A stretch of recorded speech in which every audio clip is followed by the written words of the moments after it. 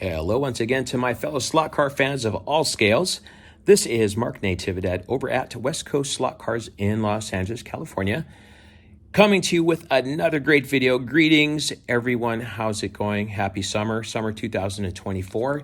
It is rather warm here on the west side, so I decided to stay cool inside. Well, I did have to kick the AC off just for the video and do this wonderful video for you guys. And again, speaking about you guys, thank you very, very, very much to all of those of you who like, who subscribe, who send comments, and thank you for sharing and putting up with me, and thank you for your viewership. It's really important, and it's really great sharing the hobby, and this is what I love doing. And if you need to reach me at all, you can give me a shout here, contact me, send me a carrier pigeon. It is summer, so carrier pigeons are actually pretty good. As long as they make it here, right? They don't do any detours. They may stop at Fred Siegel for a sale, but as long as they don't make detours. So there's my contact information. Give me a shout if you have anything that you need or like to talk about or discuss about slot cars. There you go. All right, let's get right to the video. Today's video is going to be on the Carrera DTM cars. And these are the Carrera DTM cars that I got in my set. Let me slide up on that a little bit. Those are the two DTM cars that I got in my DTM Forever set. And they're great cars. I love the DTM cars. I love the look. And I wanted to go a little bit further and go ahead and do a conversion kit on these. So for conversion kits, DTM-wise, there are 3 DTM conversion kits that you can get on the market. The one we carry at Electric Dreams is from Slot-It. And since I use Slot-It, I went ahead and stayed with all Slot-It components to do the car, to do both cars. So this is basically what I did to the cars. I basically removed the axles. I replaced the axles and everything with the upgrade kits, aluminum wheels, front and rear, and I already had the slot invasion guide. And I also went ahead and trued the tires, made them nice and flat so I get a good contact patch on the track. And it is very, very smooth. And again, something that I'm used to. Racing performance slot cars, one of the first upgrades that you can do to any slot car to improve its performance is to true the tires and make sure you get a good contact patch so you're getting good grip on the track. You want more grip and definitely not less grip. Last but not least, the only other thing I did to this car was I felt that after I'd finished everything, the rear magnet or the magnet behind the motor was a little too much, and these cars were hugging because, again, they were a little bit lower than the stock tires. So I removed the rear magnet in both cars, and they performed very, very well.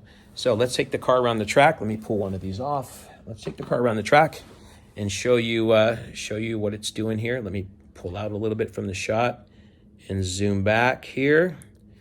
And let's get you so you can see the track. There we go. I hope that's in focus. All right, let's take her for a run. There we go.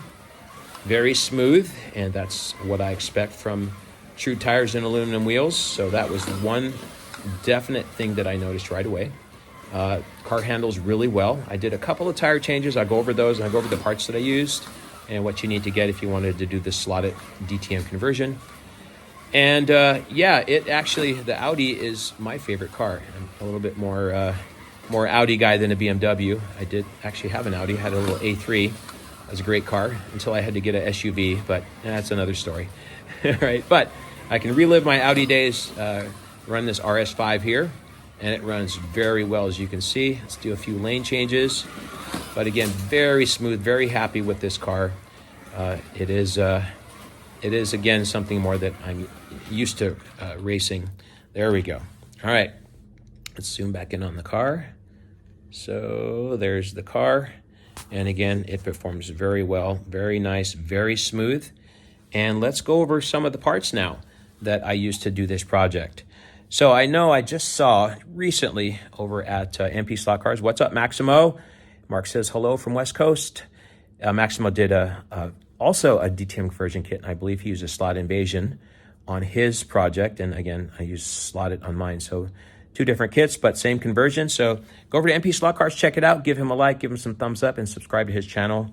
Great guy. He does great content, and it's great to be producing content with some great guys out there, including Maximo. All right, let's get to the parts. So I got all my parts from Electric Dreams, of course, and let's go over the parts list that I used. And here is what you'll need to do, one of the cars anyway. So I started with the conversion kit. Let me bring that in here. And that's the KK17. And you will find in that KK17, you will get the aluminum wheels. They're 17-inch wheels. You will get one axle, one crown gear, and the bushings. So that's everything you need to do the rear axle. You get tires as well, but I went ahead and used different tires. The tires in there, just so you know, be careful with those tires that come with the KK17. They're very fragile and they can tear very easily. So you have been warned. All right, the next item that I needed was another pair of bushings. So I went with the PAO2s, and those are the bushings for the front. And then I needed another axle for the front, so I went ahead and got this. That is the PA0154. That's the 54 millimeter axle, because again, you'll be popping out both axles in that car. And another set of front wheels to match the rear wheels. And those are the W17308215A. And for those of you who don't know slotted parts, look how closely the size of the wheel resembles the part number. Pretty extraordinary, isn't it? So there you go. That's a really great way of slotted to do their wheels. So there you go. Just so you know, little tips and tricks.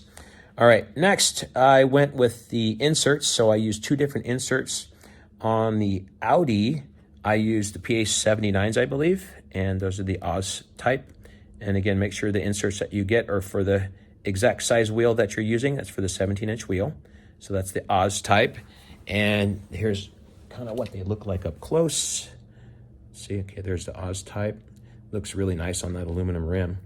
Okay, and the other one was the, let's see, PA60? PA60, yeah, the PA60 was for the BMW. So let's see, here's the PA60. Oops, let me grab that again. There is the PA60. There you go. And that's another insert, just a different style, but it's also for the 17-inch wheel. And make sure that, let me show you that up close here. Again, a little bit different. And again, it's just a little different style for each of the cars, so they're not exactly the same. So, and then let's see, I think that's it for that. And then last but not least, I went with tires. So for the front tires, I used the C1 compound on the front tires. And again, there's very nice true on that, a little dirty on there, C1 compound. And I believe that number is, let's see, it's right here. Let me grab that. And that is going to be, let's see, what number is that? There we go, focus. There we go. PT1172. Oops, sorry. Those are the rear tires. I grabbed the rear tires. So those are the rear tires. Those are the G25 compound. Sorry about that, but it's the 1172 G25s. These are the exact same tires that we are using for our nationals coming up at August in Electric Dreams. So they're very soft. A lot of people complaining because they can't true them, but there is a trick to that. And then last but not least, there is the front tires. There we go. Again, C1 compound, PT 1323C1. So again, that gives the car a little bit of a bigger diameter wheel in the back, or a little bit larger in the back, and a little bit smaller in the front. So that's kind of how the original axles were on the car. So there you have it.